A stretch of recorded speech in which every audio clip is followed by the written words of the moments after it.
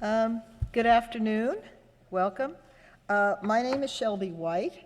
I'm chairman of the American Friends of the Israel Antiquities Authority, the preeminent organization in the field of Israeli and biblical archaeology, responsible for all matters of archaeology in Israel, which includes over 30,000 archaeological sites. It's my pleasure to welcome you to our 10th annual lecture series, Archaeological Discoveries in Israel. This lecture series is made possible by a generous grant from the Helen Diller Family Foundation. The image on the screen is a rendering of the new National Campus for the Archaeology of Israel, currently under construction by the Israel Antiquity Authority.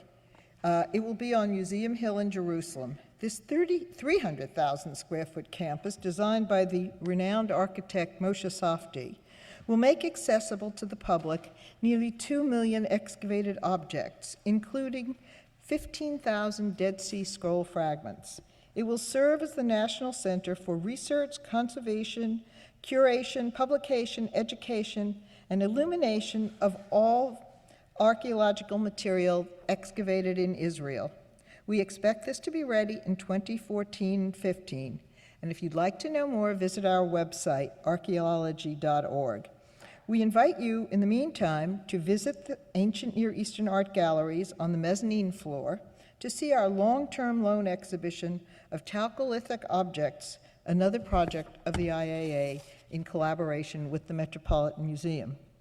For today's lecture, Ashkelon, Seaport of the Philistines, we are fortunate to have with us Professor Lawrence Steger.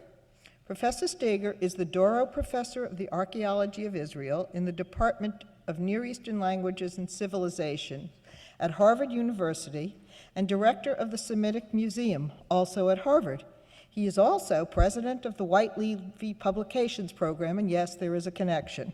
For 25 seasons, Professor Steger has also directed the Leon Levy expedition to Ashkelon, the oldest and largest Israeli seaport. Professor Steger has been visionary as an archaeologist, expanding the horizons of his discipline from political and historical in order to introduce social and cultural aspects of ancient society. Although Professor Steger will speak to us today of the mysterious Philistines, not as bad as we've been told in later centuries, who occupied Ashkelon for nearly 600 years, the site of Ashkelon is actually a timeline of archaeological history that stretches from the Canaanites to the Crusaders. In 1990, the site yielded the Golden Calf, probably one of the most celebrated finds from the Canaanite world of the second millennium. Please join me in welcoming Professor Lawrence Steger.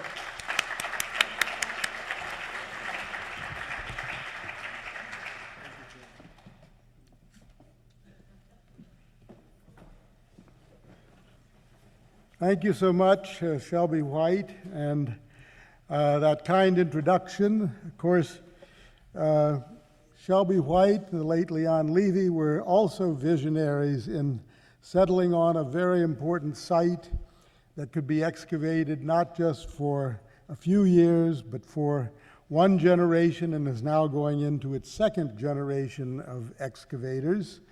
And because of their great support throughout this project, we've been able not only to accomplish a great deal in the field, and I hope that all of you coming in from the sunshine this afternoon will be at least slightly enlightened or see a little light at the end of this cave when we look at some of the great finds from Ashkelon over the years. With that project, we've been able to not only have a great team assembled on the site so that they could work as kind of their laboratory for field methods and so forth, but also many of them studied and received their PhDs from Harvard. I'm very happy that they've been with us for so many years, many of them. Many have gone out to other excavations and spread the word and the techniques that we first pioneered at Ashkelon. So the dig is sponsored by Harvard, as Ms. White suggested, and it is also co-sponsored by Wheaton College in Illinois. My co-director is Daniel Master from there. and also by Boston College in Boston. Appropriate, even though there is a Phoenix University that doesn't seem to be in Phoenix. Anyway, thought I'd clarify that. We also want to thank very much our two masters that we have at the site for monuments and all of the excavated materials and so forth. There is the Institute of Archaeological, the Israeli Archaeological Authority, of which we have Jacob Fish representing them today. And also we have another master, the Parks Authority that oversees this area where the site is located, which is the Yadin National Park. And under the grass and the tables and so forth are the various parts of Ashkelon that were there, generally for a period of about 5,000 years, running from the Chalcolithic period, around 5,000, all the way up through the Islamic Crusader era. And in the process of that, we have unearthed a portion of the site, but even with 25 seasons there, 26 now, it's still a very small portion of this extremely large site, over 150 acres, that sits right on the sea. We'll see more of that in just a moment. Here is an aerial view of the site. You can see that it's kind of an arc of hillock around it, and inside that bowl are more than 25 settlements, stacked one on top of the other, now reduced, many of them, to no more than 2 or 3 feet high. And the great mayor of Jerusalem came down one season. We looked up at a great section of those 20 or so settlements and saw how they were all reduced to rubble, many of them much older than the United States is young. And he remarked that, the wise man who said, "And this too shall pass away," probably was speaking for all time this kind of wisdom. So we find that in Ashkelon, and it's been a tedious but very successful, I would say, excavation in trying to reveal some of these ancient cities. The one that I'll focus on today is the period when the Philistines occupied this seaport of Ashkelon, from a little after 1200 BCE down to 604 BCE, when it was totally destroyed by the armies of King Nebuchadnezzar. So for a 600-year period, about 3 times as long as we have existed, the Philistines occupied this site in Ashkelon.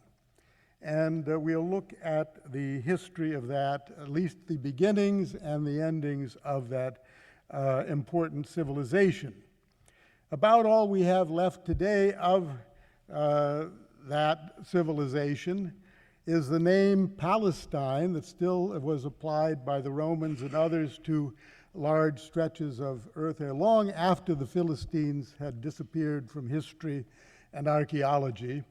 And of course, still lingering with us is this rather misconception of a Philistine as some kind of bumpkin, uncivilized character who does nothing but make oafish statements, engages in debauchery, guzzles beer, and the like. So they've received a very bad press, starting with the Hebrew Bible, right on through Milton and others up to this very day. So I hope I can speak a few kind words about the Philistines and that we can maybe correct some of these misconceptions that have developed over the ages. You can see this arc now. The arc itself is about 2.2 kilometers, and within that arc, which forms a kind of theater. If you imagine that as the seating arrangement, there are 3 tells inside the arc, And then the stage would be right there on the seafront. As you can see, it runs for almost a kilometer up and down the sea. We've worked on the northern site. I'm not going to speak about that today. Most important things there were the great ramparts and city gates. We have the world's oldest arched gateway that's ever been found, that is to date anyway, dating back to about 1800 BCE.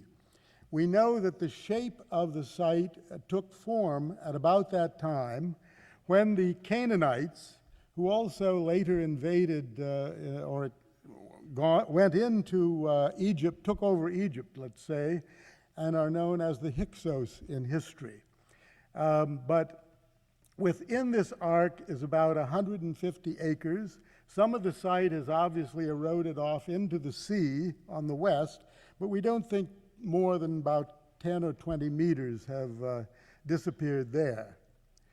As we look at this arc that surrounds the bowl, or the theater, it turns out that it's built on the dunescape that was there, sand dunes that were ever present, and over that were built mud brick gates and ramparts, and around the whole city were moats, some of them quite deep, 15, 20 feet deep and 20 or so feet wide, to protect against siege armies coming towards the site. But it worked mainly as a great seaport. And we have to recognize that these so-called city-states of the second millennium and into the first were not just agrarian settlements. Some of them, especially on the coast, were really commercial kingdoms, and much as a caravan city would be in the desert, so some of these commercial centers, seaports on the sea, had to make their living and survival through commerce and trade rather than by just subsisting on the land and the peoples that occupied the lands. In fact, when you go to the east of Ashkelon, you'll find very few sites in the Bronze Age and the Iron Age. The Iron Age is the main period we'll talk about today. Just a few sites, not enough to support a population that we would estimate is about 12 to 15,000 people within those ramparts. So there's no way that you could have supported more than a tenth of the population that was in Ashkelon at that time on just the land that was out to the east and around it.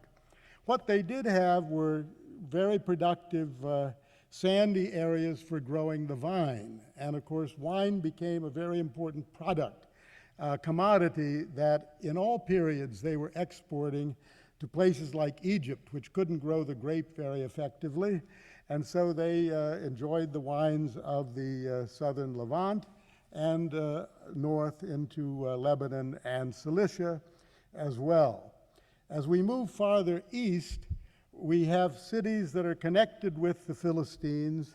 About 5 major cities are mentioned in the Bible, and these are known as the Philistine Pentapolis. They include Gaza, Ashkelon, Ashdod, Ekron, and Gat. 4 of those cities have been or are being excavated today. The only one that isn't, of course, is Gaza, which is under the modern city. Ashkelon itself is about a 30-minute ride south of Tel Aviv, a much closer ride, if you could get there, to Gaza, about 15 minutes by car, but we don't go there today. There's records of the sea peoples that Ramses III, the pharaoh of Egypt, records on his temple walls in wall reliefs in Egypt at Medinet Habu. And among them are these reliefs that show a battle that he claims to have fought around 1175 BCE. And of course, the Egyptians, at least if they record it, never lost the battle, even though we have some doubts about it when we look at other evidence that might provide different results. The sea peoples, including the Philistines that are represented on those reliefs, are in these little feathered helmets that you see to the right in the bird-headed prow and stern ship. The Egyptians have their own headgear and weaponry, and they're in the lion boat behind. At this time, a new development happens in sailing.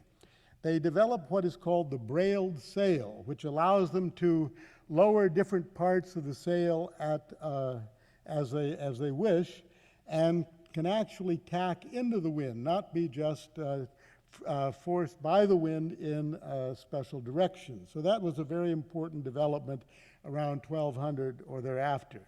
This is a close-up of what they incised in their walls at Medinet Habu of sea peoples and a Philistine there. They're called Peleset in the Egyptian inscriptions. We don't know how it was vocalized, but the same consonants of Plishtim as we have in the Bible, namely Philistines. And there were other groups with them that supposedly attacked different parts of the coastal area and also almost made it into the delta of Egypt, but were thwarted by Ramses III. Now, one of his predecessors, a little earlier, was a pharaoh named Merneptah. He was a son of the great pharaoh Ramses II, and here is a sculpture of him, and on the left is a stela recording his fight or wars with the Libyans, but there's one very special hymn in this stela that records his battle with the Israelites when he claims to have practically exterminated them. He claims to have defeated Ashkelon, Gezer, and Yanoam. Actually, he also made reliefs on the wall, Merneptah did, and fortunately put an inscription beside one of them, indicating the one in the lower register there has an inscription showing and telling about the defeat and humbling of Ashkelon before the Pharaoh. And you can see them inside the citadel there begging and beseeching the deity and the Pharaoh for mercy. If you'll note, they have long hair or a skull cap. They have long robes, long beards, long hair. This is important because we'll notice that there's quite an abrupt change after 1200 when we look at the inhabitants of Ashkelon and other places in Philistia. They are no longer hirsute. They have, they're especially these feathered headdresses that we saw from the Medinet Habu reliefs. And there's evidence, I think, that we have a new people that have migrated or invaded even parts of the southern Levant and carved out an area right in the heart of southern Canaan that had been controlled by the Egyptians. This is important to remember because they actually did make great inroads there. And early Philistia, the earliest Philistine 5 cities, occupied an area that's about the size, now not the population of, but about the size of Los Angeles, which would give them an area of about 500 square miles that they controlled. Later, they expanded their territory into areas farther east, farther north, and ultimately came in great conflict with a group coming down from the north, the highlands there in green, the early Israelites. And the period when this was most acute was when Samuel was the prophet and Saul was the first king of the kingdom of Israel, followed by David, who actually drove back the Philistines after having actually served with them as a mercenary for a while with his group. And you can see the earliest Philistines are in the darker red. That's where they first settled with the 5 cities. And then they expanded into the orange area, and eventually they met, after almost 150 years, the Israelites coming down from the hills, and they were trying to go up and claim territory there. So that led to problems.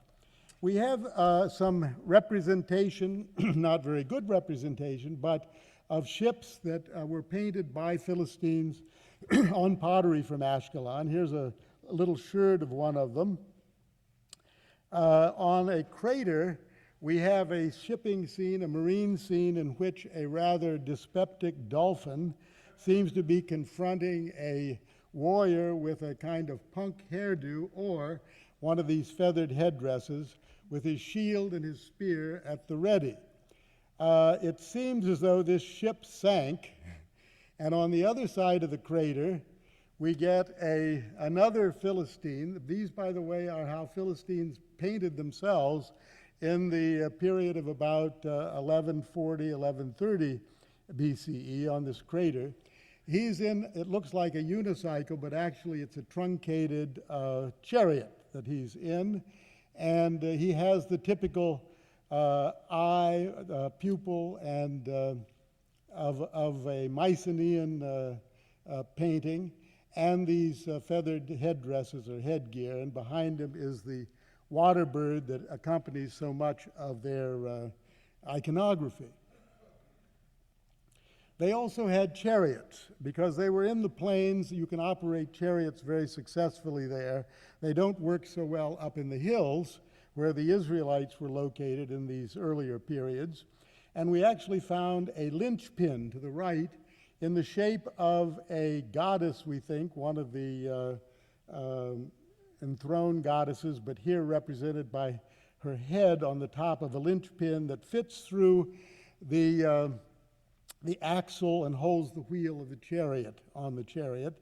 And another interesting piece that we found just nearby was this ivory knob that sits on a part of the harness over the withers of the chariot horses.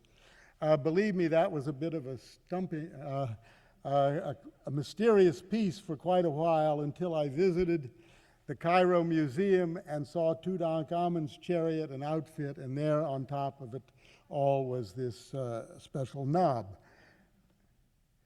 In the Canaanite period, now we're going to look at the sequence that happens in Ashkelon to indicate that this group coming as Philistines were really a new people and not, as some have suggested, just local people, Canaanites, copying other people's ways, life ways, and characteristics.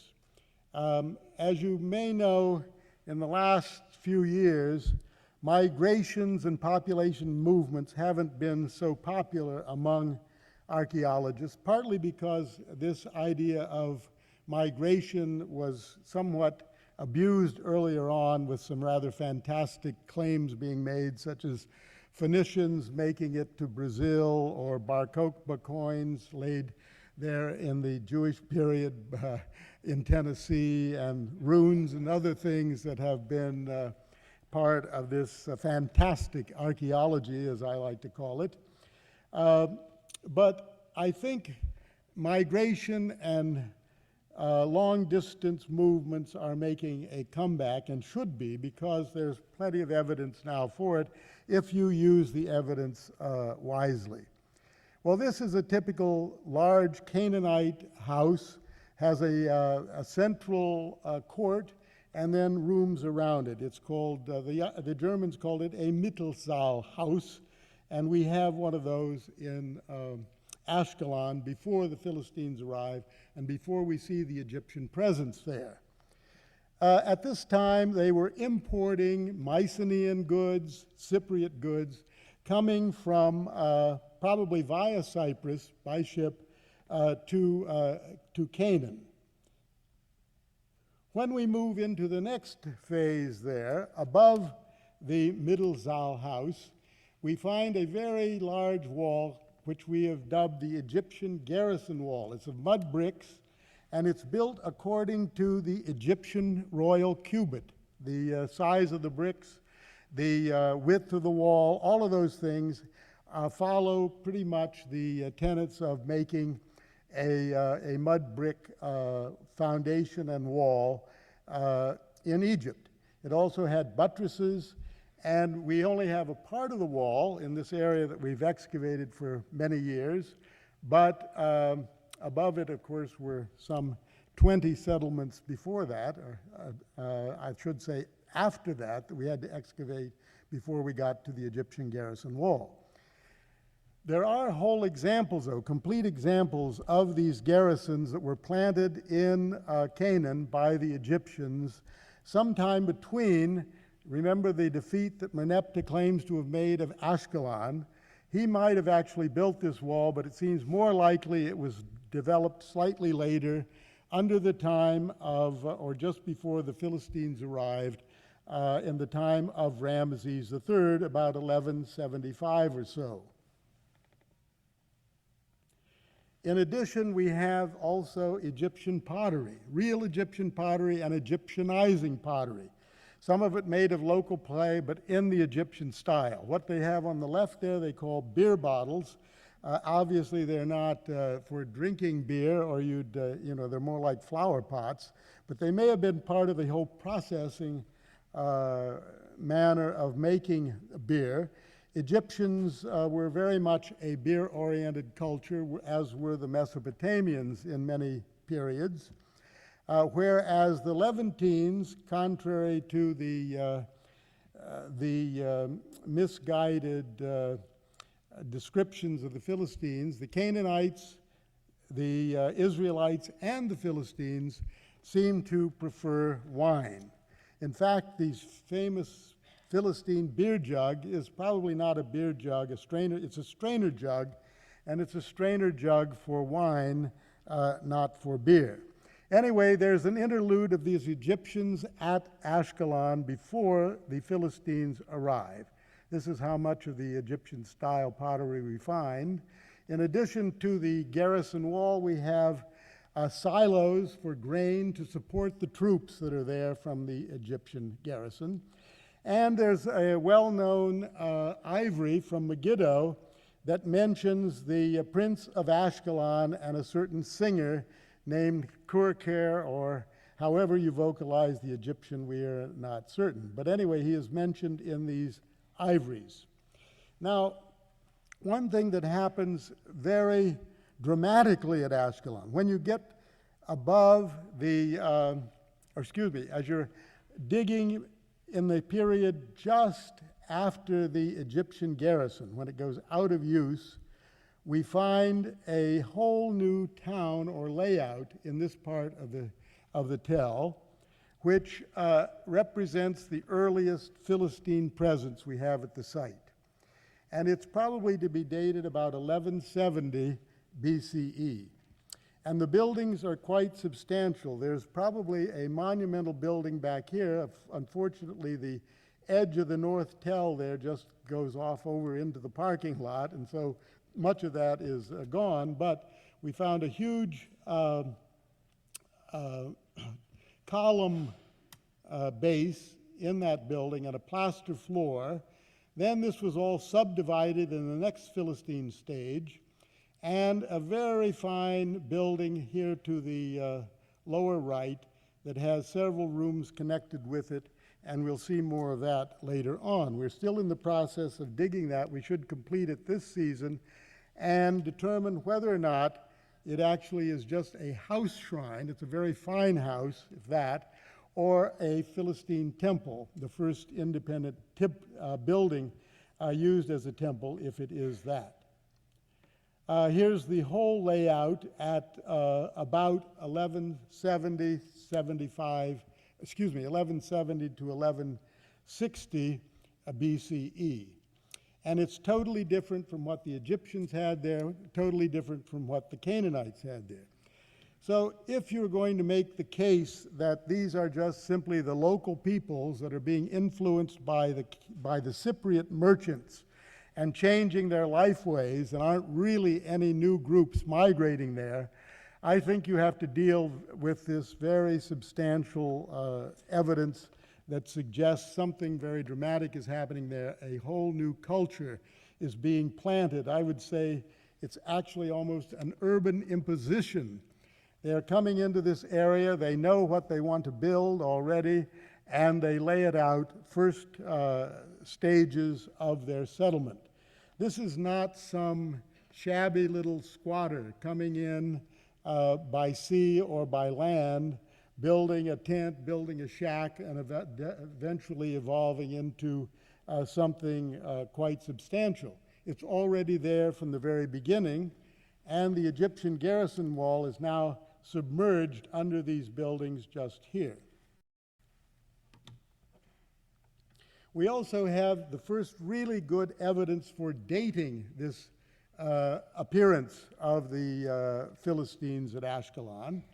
And it comes from a large piece of pottery, an amphora, with the cartouche of Ramses III on it. He reigned from about 1181 to 1150. And somewhere during that reign is when the Philistines arrived, made their attempt to actually go into Egypt, but stopped short and carved out this great real estate that became Philistia in the heart of what had been Egyptian country. In fact, they disconnected one of the main overland routes from Egypt up into Phoenicia and farther north, the so-called Via Maris, the way of the sea, or the way of the Philistines, it became known as in the Bible. Earlier, it was known in the Egyptian lore as the ways of Horus, the great hawk god of Egypt. And also we had another scarab that was embedded in the floor of the first Philistine settlement there of Ramses III. And we now have carbon-14 dates too that I won't bother you with, but they are supporting very much the other evidence that we have through Egyptian connections. Now, one of our very important scholars working on our earlier pottery is Penelope Mountjoy. And she has looked at this Mycenaean 3C pottery, especially the locally made in different parts of Cyprus, Israel, and Cilicia, and all over the Eastern Mediterranean, and concluded that we fit, and I won't trouble you with all these nomenclature, but Mycenaean 3C early 2, that's where we fit, which is dated by her to about 1170 to 1160. The next phase takes us into the middle phase of that and puts us on the about the 1150 side of that century. Now, they didn't discontinue totally the use of Canaanite cooking pots, but they also made their own out of the local, well, I shouldn't say all of it out of the local clays, because some of these cooking pots, or jugs as we should call them, were imported, and these are the typical Aegean types of cooking pots. The cooking style was changing. They had smudges in places that the late bronze Canaanite cooking pots didn't have. You can see them here on the side. Those smudges of carbon come not from a direct contact with the embers of a fire pit or a hearth, but are leaning up against the ashes and would be in a cooler state of food preparation. Well, these make up quite a high percentage of the repertoire, maybe as high as 85% of the cooking utensils that the early Philistines would have had. In addition, they no longer use shell, which was local, or straw, as the Egyptians did in their pottery and the Canaanites in theirs. So there were major changes. Also, I should have just added, you can see how narrow the mouths are of these. They find these also in Crete, and with it they had marks on dogs that they were actually making part of the diet, and they were pot-sizing the bones. That is, they were cutting them up so they would fit into these jugs, and we have something similar happening at Ashkelon, but we'll see that a bit later. When we look at the style of housing and how they entered, especially their domestic architecture, this is a typical Israelite Canaanite house. 2 pillars, 2 rows of pillars. You enter through here. There's a middle room, side room, sometimes with stables or troughs in between the columns, and storage in the back room. And these would have another story. The lower story was for food processing generally, and the upper story was for sleeping, eating, and the like. We have a totally different system working in the domestic architecture at Ashkelon, where we have quite a fine sequence of it from about 1150 till 1175 down to about 1025. And you'll see that it is a linear pattern. You go in one door and then through another, either a side room from which you move, or you move linearly into the house one way, and you can only go through one door at a time. And it leads into more complex structures, as you see here.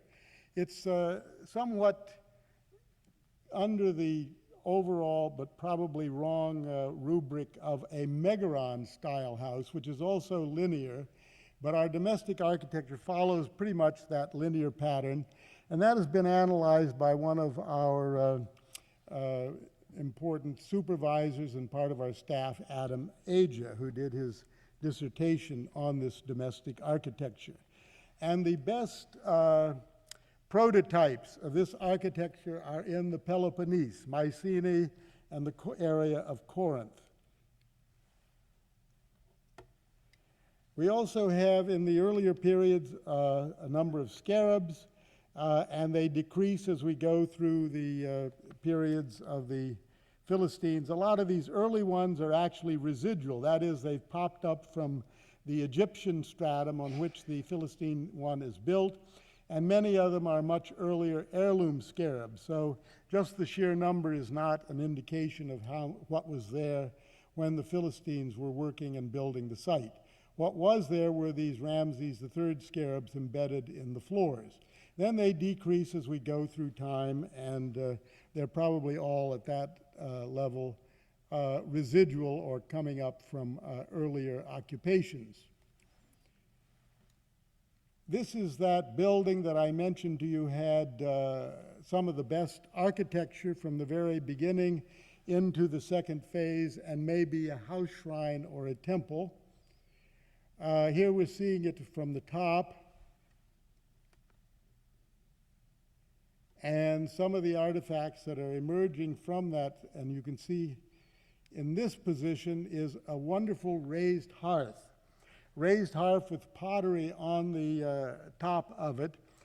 This is not known in Canaanite culture or the Egyptian culture, at least in Canaan.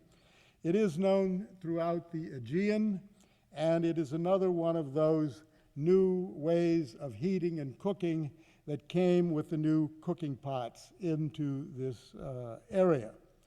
The hearth is often by a single pillar that is found holding up the ceiling of the room. In another room around this building, or in this building, I should say, next to the central room, the hearth room, which may, if it's actually a temple, will have been used for the fire sacrifice. We'll talk about another altar pretty soon. Over in this room, we found a bowl with more than 5,000 beads connected with it, necklaces that had broken, and quite a job to collect those almost minuscule beads, but fortunately we have. And other things found in the building. Here are some other artifacts.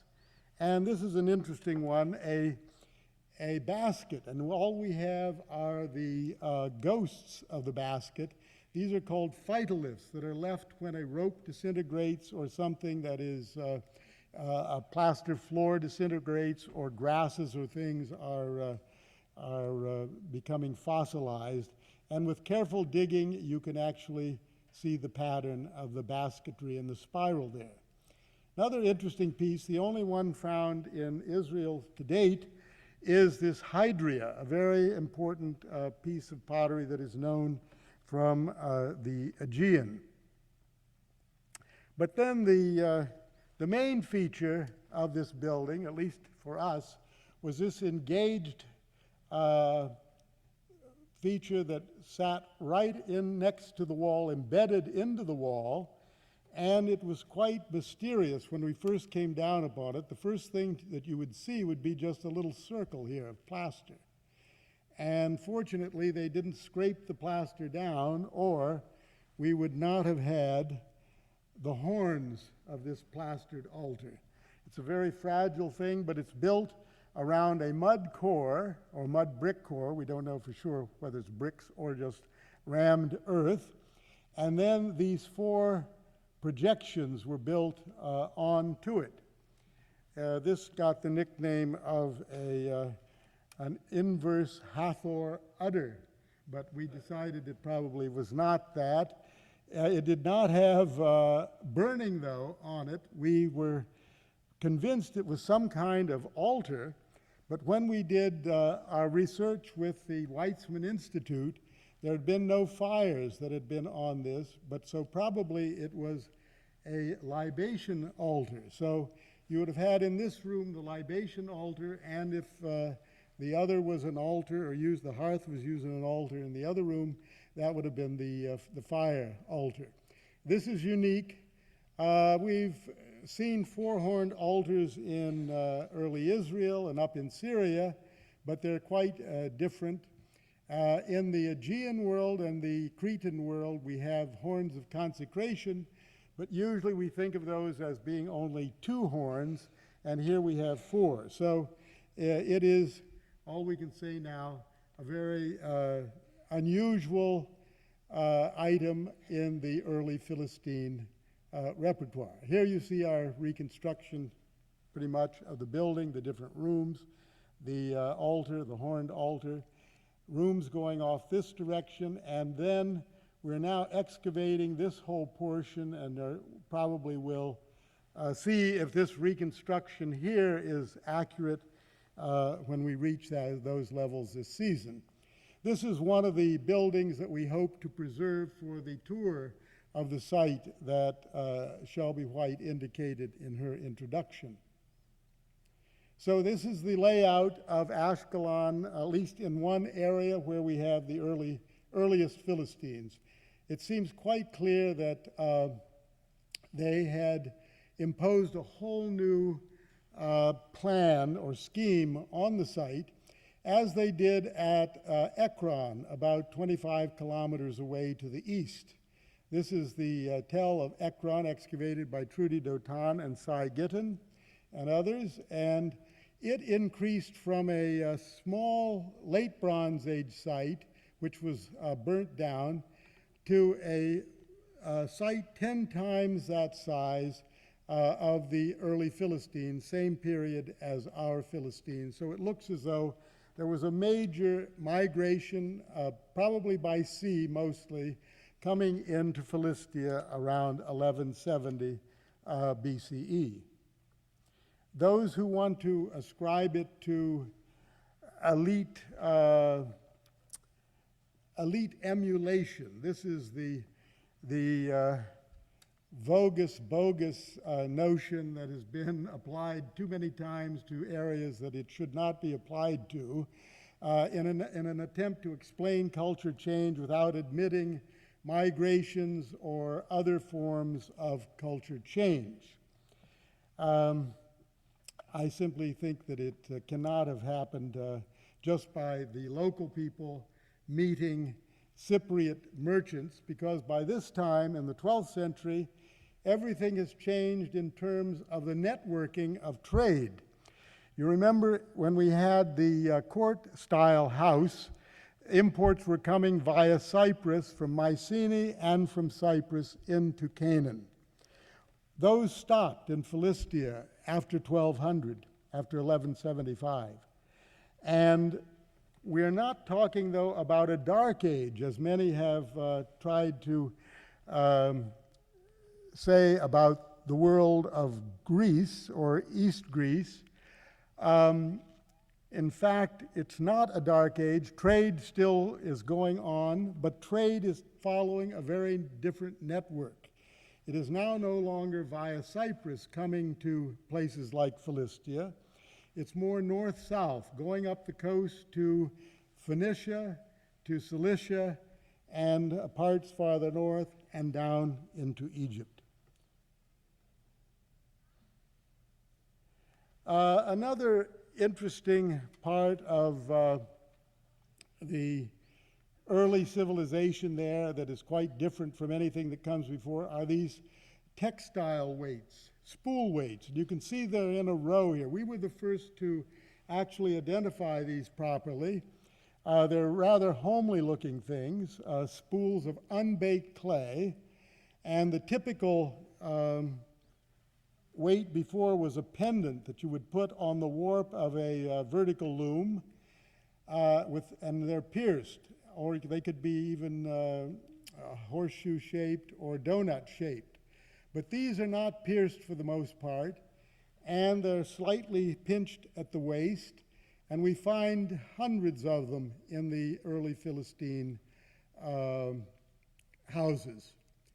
It's a domestic textile business, and these are the spool weights or the loom weights around which they would wrap the thread and use them as their weights. They're known in the Aegean, they're known in Mycenae, they're known in certain sites in Cyprus. They were not known in Canaan beforehand, and the earliest examples come from Lefkandi in Greece. And we're fortunate that we have a later bowl from Cyprus that actually shows these spool weights being used as warp-weighted weights, and many strands are connected with them, and you can see the beautiful textiles that they were producing in this particular case using those spool weights. These have been used now, experimented with by weavers, and they're found to actually function quite beautifully as weights. So we're quite confident that that was their use in antiquity during the Philistine period. Other things that they brought with them that weren't there before were bathtubs. And we find dogs with cut marks that we don't find among the Canaanites or Israelites. And the cut marks are very similar to those that you would find on a sheep or a goat, so there's every reason, I guess, to believe that they actually cooked some of them, but they're not very frequent, so maybe on only a few occasions did they decide to boil or cook their mature dogs. We do have, though, some foundation deposits of puppies that are in cooking pots that we find inside the houses. Several of those. Puppy in a pot, it was known as. Another favorite, a new invitation to dine came with the arrival of pigs in great numbers on the dinner table there in the Philistine houses.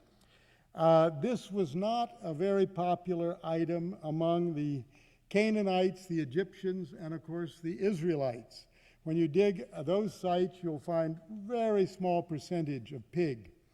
When we get to Philistia, in yellow, you can see what happens with pig. In the Canaanite periods at Ashkelon, very small numbers, a little more at Ekron.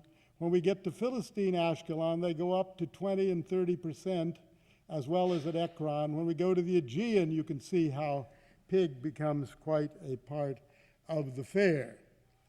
It seems to me that perhaps some of the taboos that the Israelites enjoined against the pig was a way of saying, you know, look at those awful Philistines. They eat pig, we don't.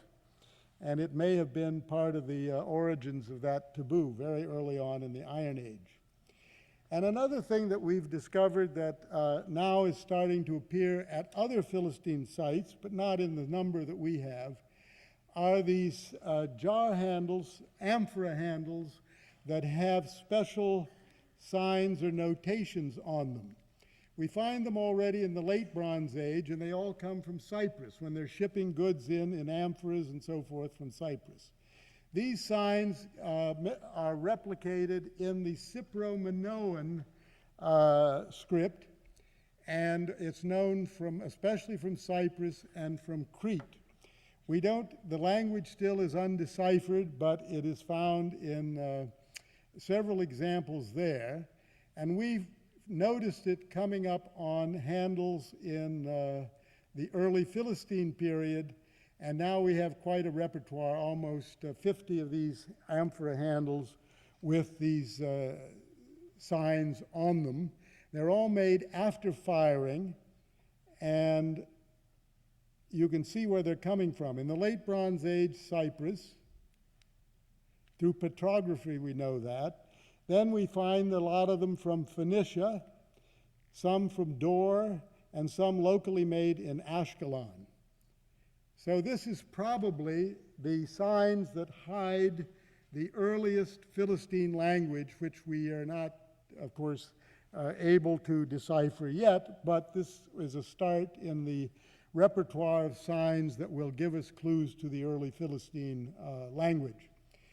In Cyprus, it led to the early Greek, Cypro-syllabic. They used the Cypro-Minoan signs, and that developed out of that.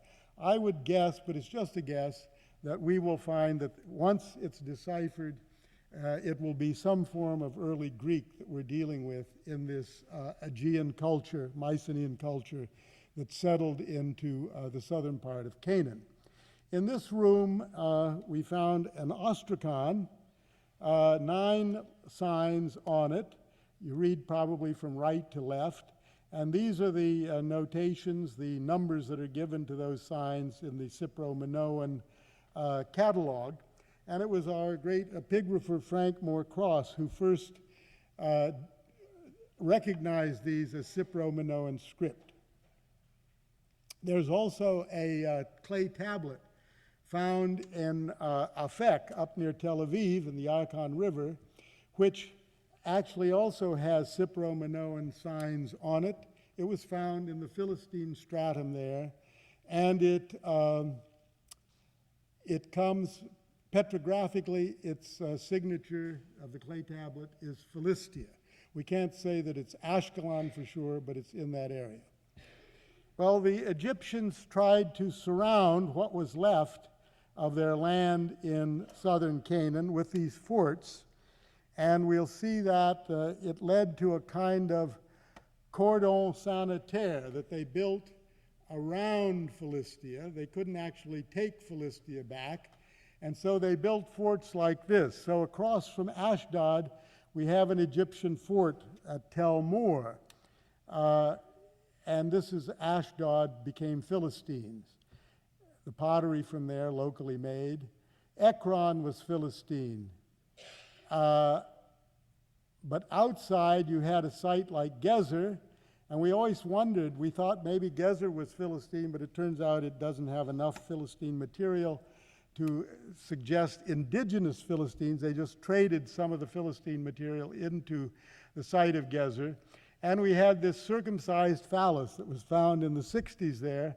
And this was the great quandary, because if the site was Philistine, which it wasn't, why was this ceramic phallus circumcised? Well, now we know they were outside the range of the uncircumcised Philistines. The green areas where the Philistines were, outside the red area was not. This is another kind of fort that was built down here opposite Haror, which was Philistine. This was Egyptian. And you can go right around through Gaza and find Tel Far south, these fortresses. And it was once thought that these sarcophagi were Philistine, but they're not. They're actually Egyptian and represent that ring around Philistia. This is Lachish. We find them at Deir el-Balak by the dozens. This is the sarcophagus that was used to bury Egyptians who died in Canaan serving the Pharaoh in that period. Now, in a few moments, I will take you to the end of the Philistine period. We looked at the beginning. It's quite clear that a new people have settled in, They have all of these characteristics of the Greeks, and it contrasts very vividly with the surrounding Israelites, Canaanites, and Egyptian cultures. Probably one of the reasons that it is so pronounced, and I should say this is the greatest case study for determining ethnicity through archaeology that we have anywhere in the Near East and the Eastern Mediterranean.